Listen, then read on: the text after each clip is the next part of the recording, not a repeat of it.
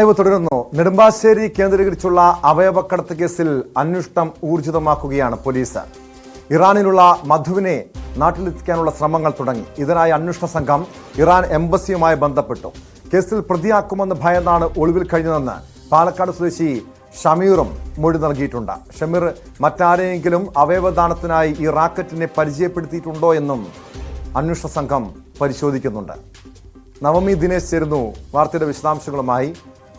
നവമി, ഈ നെടുമ്പാശ്ശേരി അവയവക്കടത്ത് കേസിൽ പിടിയിലായ നാലാമനാണ് ഷമീർ. അതായത് ഈ അവയവം ദാനം ചെയ്ത വ്യക്തി. ഇയാളെ മാപ്പുസാക്ഷിയാക്കുമെന്ന് വിവരമുണ്ട്. പക്ഷേ ഈ റാക്കറ്റിലെ പ്രധാനിയായിട്ടുള്ള മലയാളി മധുവിനെ നാട്ടിലെത്തിച്ചാൽ മാത്രമേ ഈ തട്ടിപ്പിന്റെ വ്യാപ്തി എത്രത്തോളം ഉണ്ടെന്ന് കണ്ടെത്താൻ കഴിയൂ. ഇയാൾ നിലവിൽ ഇറാനിലാണെന്ന് മനസ്സിലാക്കാൻ കഴിയുന്നു. എംബസിയുമായി പോലീസ് ബന്ധപ്പെട്ടിട്ടുണ്ട്. നാട്ടിലെത്തിക്കുക, കസ്റ്റഡിയിലെടുക്കുക, അറസ്റ്റ് ചെയ്യുക അത്ര എളുപ്പമുള്ള കാര്യമാണോ?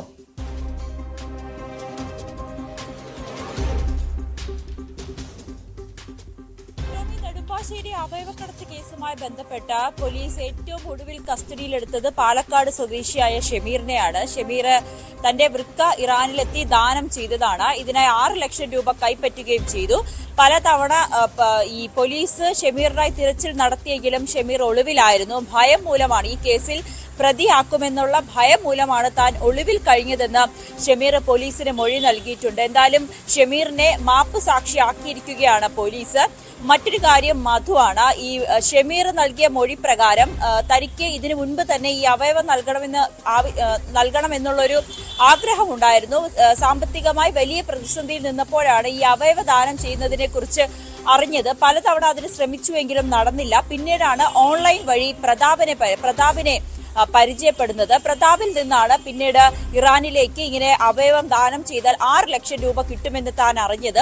പിന്നീട് ഇവർ വഴി താൻ ഇറാനിലേക്ക് പോയി. 2 മാസം മുൻപാണ് ഷമീർ അവയവം ദാനം ചെയ്തത്. ഇറാനിലെത്തി കാര്യങ്ങൾ ചെയ്തു തന്നത് മധുവാണ്. ഇറാനിലെ ആശുപത്രിയിലെത്തി. അവിടെ എത്തിയപ്പോഴത്തേക്കും ഫുൾ കാര്യങ്ങൾ, അതായത് തന്റെ ഈ അവയവം ദാനം നൽകി തിരിച്ച് ഇന്ത്യയിലേക്ക് എത്തുന്നത് വരെയുള്ള കാര്യങ്ങളെല്ലാം ചെയ്തു തന്നത് മധു ആണെന്നും പോലീസിന് ഷമീർ മൊഴി നൽകിയിട്ടുണ്ട്. അടുത്ത പോലീസിന്റെ നീക്കം മധുവിനെ എങ്ങനെയും കേരളത്തിലേക്ക് എത്തിക്കുക എന്നുള്ളതാണ്. അതിനുവേണ്ടി ബ്ലൂ കോർണർ നോട്ടീസ് അടക്കം അയക്കാൻ വേണ്ടിയിട്ട്, അല്ലെങ്കിൽ തയ്യാറാക്കാൻ വേണ്ടിയിട്ടുള്ള ഘട്ടത്തിലേക്ക് അന്വേഷണ സംഘം എത്തിക്കഴിഞ്ഞു. ഇറാൻ എംബസിയുമായി ബന്ധപ്പെട്ടു. ഈ ഒരു സംഭവം, ഈ അവയവക്കടത്തുമായി ബന്ധപ്പെട്ട് വലിയൊരു റാക്കറ്റ് പ്രവർത്തിക്കുന്നുണ്ട്. അതിലെ മുഖ്യ കണ്ണിയാണ് മധു എന്ന് ഇറാൻ എംബസിയെ കേരള പോലീസ് അറിയിച്ചിട്ടുണ്ട്. എന്തായാലും ഉടൻ തന്നെ മധുവിനെ നാട്ടിലെത്തിക്കുമെന്നാണ് നമുക്ക് അറിയാൻ സാധിക്കുന്നത്. എന്തായാലും ഇന്ന് വൈകുന്നേരം ആലുവ റൂറൽ SP വൈഭം സക്സേന മാധ്യമങ്ങളെ കാണുന്നുണ്ട്. ഈ അവയവക്കടത്തുമായി ബന്ധപ്പെട്ട് കൂടുതൽ വിശദാംശങ്ങൾ വെളിപ്പെടുത്തുവാൻ വേണ്ടിയിട്ടാണ് ഇന്ന് മാധ്യമങ്ങളെ വിളിക്കുന്നത് എന്നാണ് നമ്മൾ അറിഞ്ഞിരിക്കുന്നത്. എന്തായാലും ഈ അവയവക്കടത്തുമായി ബന്ധപ്പെട്ട് നിർണായകമായ ഒരു അന്വേഷണം നീങ്ങുകയാണ് അന്വേഷണ സംഘം.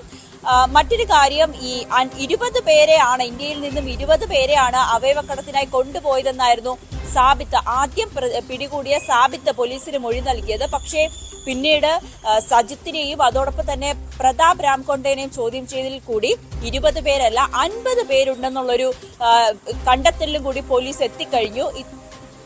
ഇതിന്റെ അടിസ്ഥാനത്തിൽ ഇനി പോലീസ് നീങ്ങുന്നത് ഹൈദരാബാദ്, ഡൽഹി, കോയമ്പത്തൂർ കേന്ദ്രീകരിച്ചുള്ള ഒരു അന്വേഷണത്തിലാണ്. ഇവിടെയാണ് ബാക്കിയുള്ളവരും ഉണ്ടെന്നുള്ള വിവരം പോലീസിന് ലഭിച്ചു. എന്തായാലും അവരിലേക്ക് എത്തി അവരുടെ മൊഴി കൂടി രേഖപ്പെടുത്തി ഈ അന്വേഷണം കൂടുതൽ ശക്തിപ്പെടുത്തുവാനാണ് തീരുമാനിച്ചിരിക്കുന്നത്. പ്രതാപിനെയും അതോടൊപ്പം തന്നെ സജിത്തിനെയും സാബിത്തിനെയും വിശദമായ ചോദ്യം ചെയ്തുകൊണ്ടിരിക്കുകയാണ്. ഷമീറിൽ നിന്നും നിർണായകമായ മൊഴികൾ പോലീസിന് ലഭിച്ചുകൊണ്ടിരിക്കുകയാണ്. സാബിത്ത് ഈ അവയവം ദാനം ചെയ്തത് മാത്രമാണോ, അതോ ഈ കേസുമായി ഈ ഒരു വിഷയത്തിൽ അവയവ കച്ചവടത്തിൽ കൂടുതൽ ആളുകളെ ഇതിലേക്ക് എത്തിക്കാൻ സഹായിച്ചിട്ടുണ്ടോ, അല്ലെങ്കിൽ ഇതിലൊരു ഏജന്റായി തന്നെ ഷമീർ പ്രവർത്തിച്ചിട്ടുണ്ടോ എന്നുകൂടി അന്വേഷണ സംഘത്തിന് കണ്ടെത്തേണ്ടതുണ്ട്. അതിനായി വിശദമായൊരു ചോദ്യം ചെയ്യലാണ് ഇപ്പോൾ അന്വേഷണ സംഘം എത്തി നിൽക്കുന്നത്. അതോടൊപ്പം തമിഴ്നാട്ടിലെയും കേരളത്തിലെയും ആശുപത്രികളിലും ഈ അവയവ കച്ചവടവുമായി ബന്ധപ്പെട്ട് പ്രധാന കണ്ണികളായി പ്രവർത്തിക്കുന്നുണ്ട് എന്നുള്ളൊരു വിവരം കൂടി അന്വേഷണ സംഘത്തിന് ലഭിച്ചു. കോയമ്പത്തൂരും ഡൽഹിയും പോലുള്ള ഇടങ്ങളിലെ പ്രധാനപ്പെട്ട പ്രധാനമായും അറിയേണ്ടത്, നേരത്തെ തന്നെ കേരളത്തിലെ ചില ആശുപത്രികൾക്ക് ഈ അവയവക്കടത്തിലൊക്കെ അല്ലെങ്കിൽ അവയവ മാറ്റം ചെയ്യുന്നതിലൊക്കെ നിയമവിരുദ്ധമായി അവർ ഇടപെടുന്നുണ്ട്. തുടങ്ങിയ ഗുരുതരമായിട്ടുള്ള ആരോപണങ്ങൾ ന്യൂസ് 18 തന്നെ പുറത്തുവിട്ടതാണ്. അതുകൊണ്ട് തന്നെ ഏറെ ഗൗരവമായി കാണേണ്ടതാണ് ഈ അവയവക്കടത്തും അവയവ കച്ചവടവുമായി ബന്ധപ്പെട്ട കേസ്. അതിന് ആശുപത്രികളുടെ പങ്ക് കൃത്യമായി തന്നെ പോലീസ് ആ രീതിയിൽ അന്വേഷണം നടത്തുന്നുണ്ടെന്ന് മനസ്സിലാക്കാം. അതോടൊപ്പം അറിയേണ്ടത് നവമി, ഈ ഷമീറും ഈ സംഘവും ഈ റാക്കറ്റും തമ്മിലുള്ള ബന്ധമാണ്. ഇയാൾ അവയവം ദാനം ചെയ്ത വ്യക്തിയാണ്. നിലവിൽ നേരത്തെ പിടിയിലായ ആളുകളിൽ നിന്ന് മനസ്സിലാക്കാൻ കഴിഞ്ഞത് 20ഓളം പേരെ ഇവർ അവയവ കച്ചവടത്തിനായി വിദേശത്തേക്ക് കൊണ്ടുപോയിട്ടുണ്ട്. പക്ഷെ ഇപ്പോൾ അതിൽ കൂടുതലാണ്, എണ്ണം 20 അല്ല, അതിൽ കൂടുതലാണെന്ന് വിവരങ്ങൾ പുറത്തു വരുന്നു. മലയാളികളിൽ ഈ ഷമീർ മാത്രം ഒതുങ്ങുമോ അതോ നിരവധി പേർ ഇവരുടെ ഈ തട്ടിപ്പിന്, ഈ അവയവ കച്ചവടത്തിന്റെ ഇരകളായിട്ടുണ്ടോ?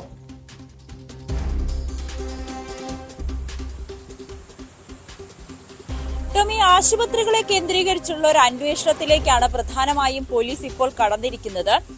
ഇതിനു മുൻപ് തന്നെ നമുക്കറിയാം, കേരളത്തിലെ ചില ആശുപത്രികളെ കേന്ദ്രീകരിച്ച് ഈ അവയവ കച്ചവടം നടക്കുന്നുണ്ട് എന്നുള്ളൊരു ആരോപണം ഉയർന്നിരുന്നു. അങ്ങനെ പല ആശുപത്രികളുടെയും പേര് ഇതിനു മുൻപ് തന്നെ പല മാധ്യമങ്ങളും റിപ്പോർട്ടും ചെയ്തതാണ്.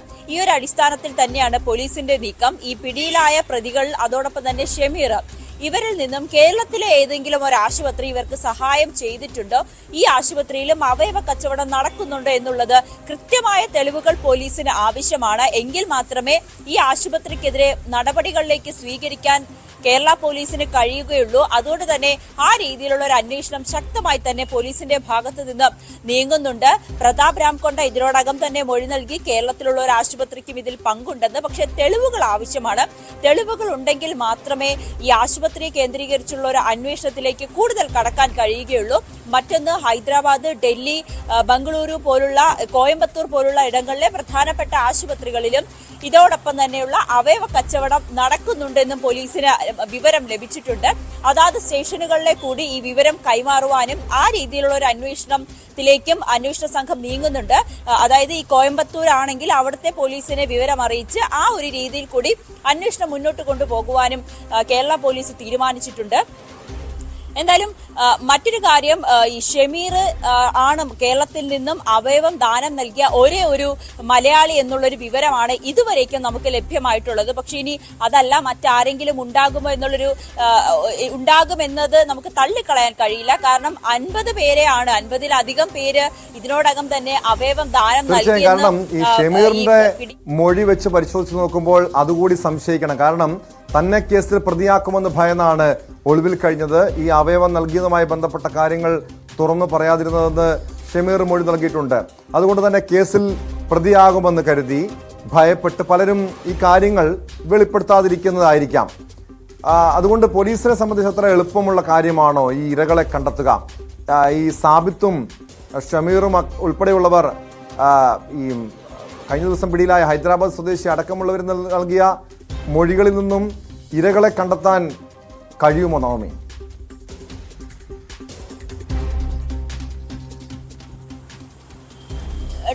കേരള പോലീസിനെ നമുക്ക് വിശ്വസിക്കാം. കാരണം ഈ നെടുമ്പാശ്ശേരി അവയവക്കടത്തുമായി ബന്ധപ്പെട്ട് ആദ്യം പിടിയിലാകുന്നത് സാബിത്താണ്. സാബിത്തിൽ നിന്ന് തന്നെയാണ് ഈ മധുവിലേക്കും പിന്നീട് സജിത്തിലേക്കും ഹൈദരാബാദിലെ പ്രതാപിലേക്കും ഒക്കെ പോലീസ് എത്തി നിൽക്കുന്നത്. അതോടൊപ്പം തന്നെയാണ് ഈ ആകെ കേരളത്തിൽ നിന്നും അവയവം ദാനം ചെയ്ത ഒരേ ഒരു വ്യക്തി എന്നുള്ള നിലയിൽ അറിയപ്പെട്ട ഷമീർ. ഈ ഷമീറിലേക്കും ഇപ്പോൾ ഷമീർ പോലും പോലീസിന്റെ കസ്റ്റഡിയിലായിട്ടുണ്ട്. ഭയം മൂലം ഒളിവിൽ കഴിഞ്ഞ ഷമീറിനെ പോലും കേരള പോലീസിന് പിടിക്കാൻ കഴിയുമെങ്കിൽ കൂടുതൽ പേരെ, ഇരയാക്കപ്പെട്ടവരെ തീർച്ചയായും കണ്ടെത്തും. ഈ അന്വേഷണം കൃത്യമായി തന്നെ മുന്നോട്ട് പോകുമെന്ന് നമുക്ക് ഉറച്ചു വിശ്വസിക്കാം. ഈ ഹൈദരാബാദിൽ പോലും ഒളിവിൽ കഴിഞ്ഞ പ്രതാപ് രാംകൊണ്ടേനെ പോലും പോലീസ് അവിടെ എത്തി, ഒളിവിൽ കഴിയുന്ന ഹോട്ടലിലെത്തി പിടികൂടുകയായിരുന്നു. അതും ഏറ്റവും പ്രധാനപ്പെട്ട കാര്യം, റൂറൽ SP പ്രത്യേകം എടുത്തു പറഞ്ഞു, കേരള പോലീസിന്റെ മാത്രം അന്വേഷണത്തിലാണ് പ്രതാപിനെ പിടികൂടാൻ കഴിഞ്ഞത്. അല്ലാതെ കോയമ്പത്തൂർ പോലീസിന്റെയോ അല്ലെ തമിഴ്നാട് പോലീസിന്റെയോ ഒരു സഹായവും നമുക്ക് ലഭിച്ചില്ല. കേരള പോലീസ് മാത്രമാണ് അവിടെ എത്തി ഒളിവിൽ കഴിഞ്ഞ ഈ പ്രതാപിനെ പിടികൂടിയതെന്ന്. അതുകൊണ്ട് തന്നെ നമുക്ക് തീർച്ചയായും ഉറപ്പിച്ചു പറയാം, ഈ അവയവക്കടത്ത് കേസ് ശരിയായ രീതിയിൽ തന്നെയാണ് അന്വേഷണ സംഘം മുന്നോട്ട് പോകുന്നത്. അതിൽ ഓരോ അന്വേഷണത്തിലും അല്ലെങ്കിൽ ഓരോ വെളിപ്പെടുത്തലിലും നമ്മുടെ റൂറൽ SP വൈഭവ് സക്സേനയുടെ നേതൃത്വത്തിലാണ്, അദ്ദേഹത്തിന്റെ കൃത്യമായിട്ടുള്ള നിരീക്ഷണത്തിലൂടെ തന്നെയാണ് ഈ അന്വേഷണം മുന്നോട്ട് പോകുന്നത്. ഇനി ഷമീറിന്റെയും അതോടൊപ്പം പ്രതാപിന്റെയും അതെ, കാരണം അവർ ഊർജിതമായി ഇതിന്റെ അന്വേഷണം നടത്തുന്നുണ്ട്. പഴുതുകൾ അടച്ചുള്ള അന്വേഷണമാണ്. ഈ റാക്കറ്റിലേക്ക് എത്താനുള്ള നീക്കമുണ്ട്. പക്ഷെ നേരത്തെ ഇത് രാജ്യവ്യാപകമായി കിടക്കുന്ന ഒരു കേസാണ്.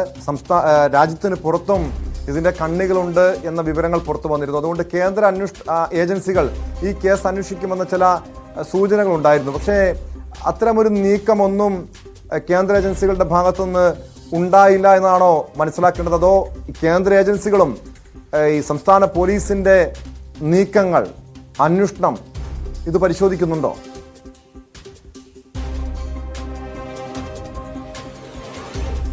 കേന്ദ്ര ഏജൻസികൾ തൽക്കാലം ഈ കേസിൽ ഇടപെടുന്നില്ല എന്നാണ് ആലുവ റൂറൽ എസ് പി ഇതിനോടകം തന്നെ വ്യക്തമാക്കിയത്. പൂർണ്ണമായും കേരള പോലീസിന്റെ നേതൃത്വത്തിലുള്ള ഒരു അന്വേഷണം തന്നെയാണ് ഈ കേസുമായി മുന്നോട്ട് പോകുന്നത്. അതുകൊണ്ട് തന്നെയാണ് 10 പേരടങ്ങുന്ന ഒരു സംഘത്തെ രൂപീകരിക്കുകയും ഇവരെ പല ഘട്ടങ്ങൾ അല്ലെങ്കിൽ പല ഗ്രൂപ്പുകളാക്കി തിരിച്ച് പലയിടങ്ങളിലേക്ക് അന്വേഷണം വേർതിരിക്കുകയും ചെയ്തിട്ടുള്ളത്. പൂർണ്ണമായും കേരള പോലീസിന്റെ ഒരു നിരീക്ഷണത്തിൽ തന്നെയാണ് ഈ അന്വേഷണം മുന്നോട്ട് പോകുന്നത്. ഏതെങ്കിലും ഒരു പ്രതിസന്ധി ഘട്ടം ഉണ്ടായാൽ മാത്രമായിരിക്കും ഈ കേന്ദ്ര ഏജൻസികളുടെ സഹായം ആവശ്യപ്പെടുക. ഇനിയിപ്പോൾ ഈ ഇറാനിലുള്ള മധുവിനെ നാട്ടിലെത്തിക്കാൻ ഏതെങ്കിലും വിധത്തിൽ കേരള പോലീസിന് വെല്ലുവിളി ഉണ്ടെങ്കിൽ തീർച്ചയായും കേന്ദ്ര ഏജൻസിയോട് സഹായം ആവശ്യപ്പെടും. മധുവിനെ നാട്ടിലെത്തിക്കാൻ വേണ്ടി കേന്ദ്ര ഏജൻസിയുടെ സഹായം ആവശ്യപ്പെടാൻ തന്നെയാണ് കേരള പോലീസിന്റെ തീരുമാനം. എന്തായാലും വലിയൊരു സംഘത്തെ തന്നെ ഇതിനോടകം ആലുവ റൂറൽ എസ് പിയുടെ നേതൃത്വത്തിൽ രൂപീകരിച്ചിട്ടുണ്ട്. ഇവരുടെ അന്വേഷണം ശരിയായ രീതിയിൽ കൃത്യമായി തന്നെ ഇപ്പോൾ മുന്നോട്ട് പോവുകയും ചെയ്യുന്നുണ്ട്. തുടക്ക സമയത്ത് ഈ സാബിത്തിനെ നെടുമ്പാശ്ശേരിയിൽ നിന്നും കസ്റ്റഡിയിൽ എടുക്കുന്ന സമയത്ത് അവിടെ ഒരു കേന്ദ്ര ഏജൻസിയുടെ നേതൃത്വത്തിൽ ഉണ്ടായിരുന്നു. പക്ഷേ പിന്നീട് ഈ കേസ് പൂർണ്ണമായും കേരള പോലീസിന് കൈമാറുകയും ചെയ്തിട്ടുണ്ട്. എന്നാലും വരും ദിവസങ്ങളിൽ കേന്ദ്ര ഏജൻസികൾ അന്വേഷണം ഏറ്റെടുക്കുമെന്ന് പോലും സൂചന ലഭിക്കുന്നില്ല. അത്രയും ആത്മവിശ്വാസത്തിലാണ് റൂറൽ എസ് പി. പരാതിക്കാരനില്ലാത്തതാണ്.